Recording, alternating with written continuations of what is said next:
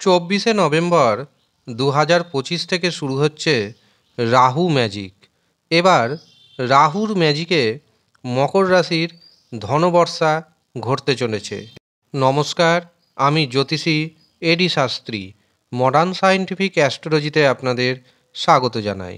24 November 2025 Rahu প্রবেশ করছে শতভিসা নক্ষত্রে এবং এই দিন থেকেই রাহু ডিগ্রিগত দিক থেকে দারুণ মজবুত হচ্ছে। এই সময় রাহু যেহেতু যুবক অবস্থায় পৌঁছাচ্ছে, কাজেই যুবক অবস্থায় পৌঁছে মকর রাশির জাতক জাতিকাদের প্রচুর পরিমাণে অর্থ দিয়ে যাবে, কারণ মকর রাশির ধনভাবে রাহু মজবুত হচ্ছে।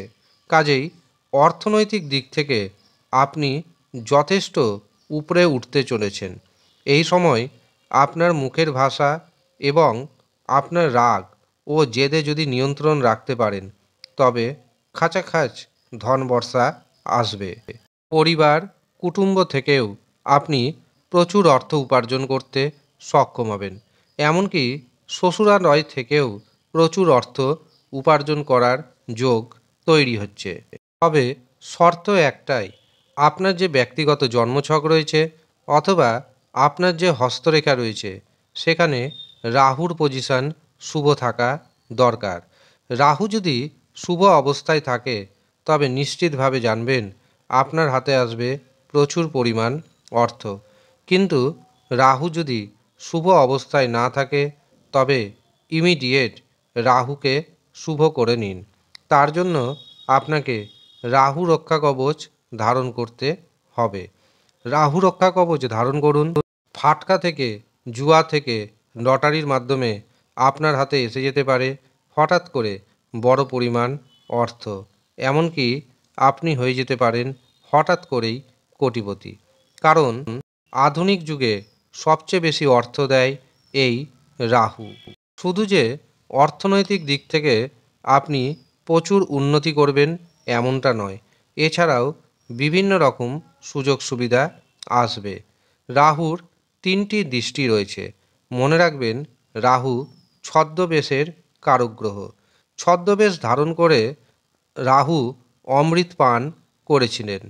এই রাহুর 3টি দৃষ্টিতে রয়েছে অমৃত। রাহুর পঞ্চম দৃষ্টি পড়ছে ষষ্ঠভাবে। কাজেই যারা দীর্ঘদিন ধরে বিভিন্ন রকম অসুখ বিসুখে ভুগছেন তাদের শারীরিক সুস্থতা বাড়বে। যেই সমস্ত মকর রাশির জাতক এবং জাতিকারা ঋণের মধ্যে জড়িয়ে গেছেন তাদের ঋণ মুক্তি ঘটবে। এমনকি এই সময় আপনি শত্রুকে দমন করতে সক্ষম হবেন। রাহুর সপ্তম দৃষ্টি যাচ্ছে অষ্টমভাবে।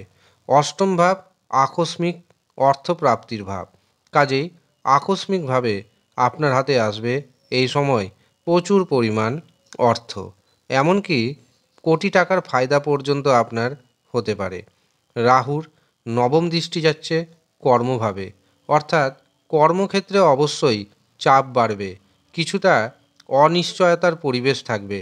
কিন্তু আপনার জন্মছকে রাহুর অবস্থান যদি শুভ থাকে তবে নিশ্চিন্তে থাকুন, এই সময় কর্মক্ষেত্র থেকে প্রচুর উন্নতি করতে সক্ষম হবেন।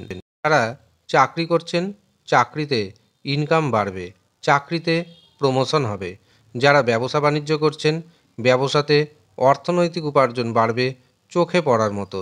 বিশেষ করে যারা আইটি সেক্টরে রয়েছেন, যারা ইঞ্জিনিয়ার, যারা কম্পিউটার ওরিয়েন্ট কাজের সাথে যুক্ত রয়েছেন, যারা সাইবার ক্যাফের ব্যবসা করছেন, যারা ইন্টারনেটের সাথে যুক্ত, যারা এআইয়ের সাথে যুক্ত, তাদের অর্থনৈতিক উপার্জন অনেকটাই বেড়ে যাবে।